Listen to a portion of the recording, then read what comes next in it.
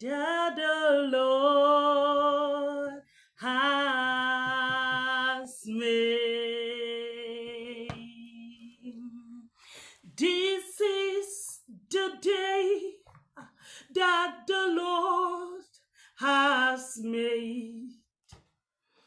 I will rejoice and be glad in it. Oh, this is the day, a joyful day that the Lord has made. Ah, Jesus, you are so sweet. I love you with the whole of my heart. I don't know of you. I've enjoyed this Jesus since I gave my life to him. He has been faithful. I feel like singing over and over and over and over again. He has been too faithful to fail. And I know even in your life, God has been faithful. I want to encourage you and reassure you that even in the pending issue in your life that seems as if the wave is pulling you out of your faith, even there, God is still faithful. Today, I'll be talking to you about a word that is so common, a simple word. It's called humility. Humility. It's so simple, we just say it. But humility is not just bending your head or saying yes, sir, or saying yes, love, or saying yes, sweetie. Humility for me is a lifestyle, is a daily thing. It's something that you don't even speak. It tells from your body language that I am humble. Today we are going to talk about how humility helps you break through the heart of your spouse. How humility helps you break through the heart of your spouse. It's a lifestyle, as I have said. The Bible here says in 2 Chronicles chapter 34, verse 27, it said, because your heart was tender and penitent, and you humbled yourself before God, when you heard his words against this place and its inhabitants, and humbled yourself before me, and rent your clothes, and wept before me, I have heard you, saith the Lord. This is talking about humility when you sin against God. It's talking about how we go to God when we know that we have gone astray. The same way it is when you know that you have offended your spouse.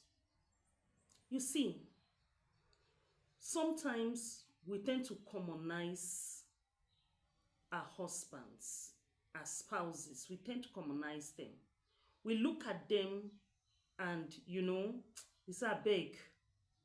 We show humility. It's common. It's simple to be humble to your pastor.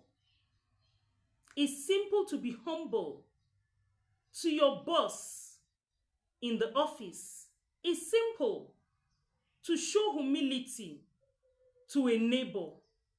But when it comes to your husband, the one you are supposed to be humble to, that the Bible has instructed us to submit ourselves to, it becomes difficult.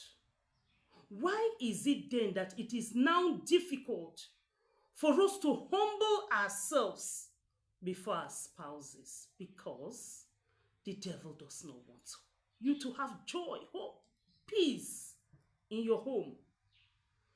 The devil does not want us to have to enjoy the home the way God has intended. And so, It makes it easy for you to humble yourself. As I said before, your boss, you can say, yes, sir. No matter how he talks to you and commands you in the office, you'll be smiling, yes, sir, and you're going.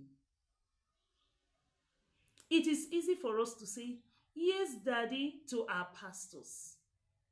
Tell me when last you call your husband sweetheart. Can you please tell me when last you genuinely from your heart humbled yourself before your husband, before your spouse?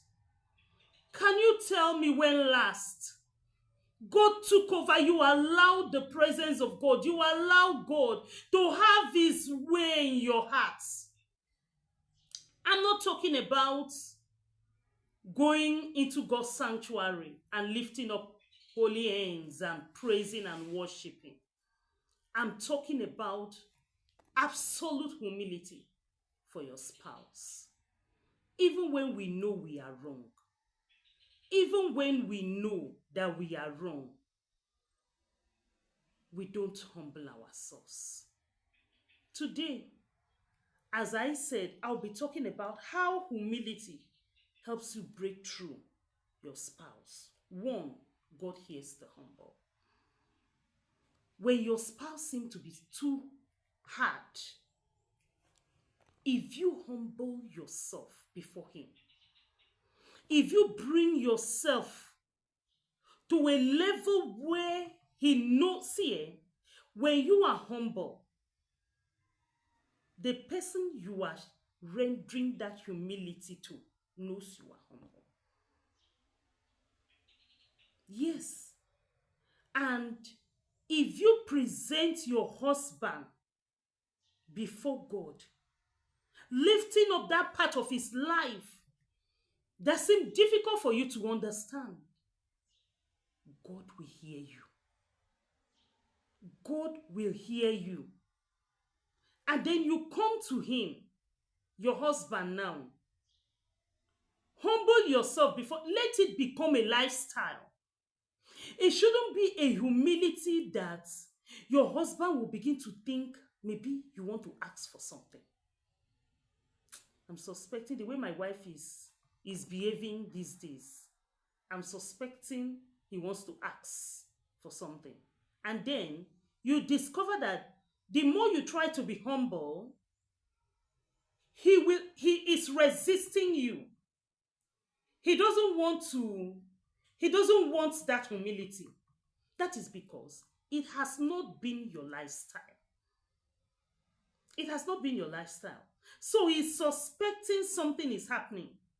So, but when humility becomes your lifestyle, I'm saying to say that when you start being humble to your husband and he's resisting you, don't stop. Don't stop being humble. Don't say, I tried now, but he refused, so I left him. Let him be anyhow he wants to do. Let him do it. No, we don't get it that way. Do it until he begins to see it that, come on, what's the problem? What is it? What do you want? Some men will come out to ask you openly, what do you want? And then you tell him, why did you ask? He said, because your life has just changed. It's like there is something fishy somewhere. Tell me. Continue. Just continue your life. Forget about how difficult, how that part of his life is. So continue is like treating malaria in Africa. When you take the malaria tablet, it will make the sickness to come up, as in you will be so sick the more. But with time, everything begins to go down. You see that automatically you become well. Secondly, he leads and teaches the humble. God teaches the humble. He teaches, if you are humble before him, The heart of your spouse is in his hand. He knows how to teach you to behave in a manner that will daze him. It teaches the humble. That's what the Bible says. That is in Psalm chapter 25. Let's see it in Psalm 25 verse 9. Verse 9 says, he leads the humble in what is right, and the humble he teaches his ways. God teaches you his ways.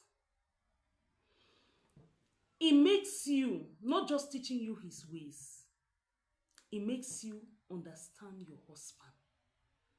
It teaches you how to live with that man. It makes you understand your husband in such a manner that neighbors who know you people will begin to wonder what you do that makes your husband treat you the way he does.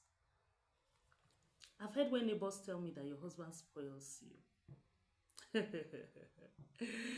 Mama, just leave it. Your husband has spoiled you.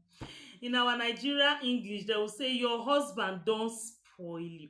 Mama, you. Your husband don't spoil you. And I laugh. Will you do what I do? Will you do what I do? If you do what I do, your husband will spoil you too.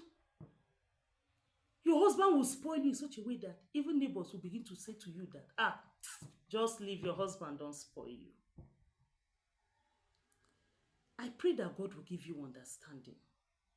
Humility is key. Even in God's perfect will, humble yourself. As you pray to God over the attitude of your husband, you humble yourself. Bring yourself. Don't always claim. You know, we women have this, we know it. We know it. No, we are protective. We don't want. Calm down. Leave your husband to decide. He's your head. Advise him. And your advice should come in such a manner, in a humble manner. Not telling him what to do, but suggesting to him, Daddy, sweetheart, I suggest this thing. I don't know, but I think this way. And leave it to him to decide. When you suggest to him, go back in the place of prayer. Ego will break it down in the place of prayer. Whatever it is, I've heard women say, I've prayed for him now and I'm tired of praying. Your lifestyle is what we want now. Show to him that he is everything you need. Prove to your husband that in your life, he is the number one. Humble yourself. It's not serving food on the table that is humility alone. Your body language, the word that comes out of your mouth, your look, the way you look at your husband when he does something, the way you answer the word, the way you answer him is key. Look into it, and I know God will help you. I'd like you to subscribe, like, and share. Thank you.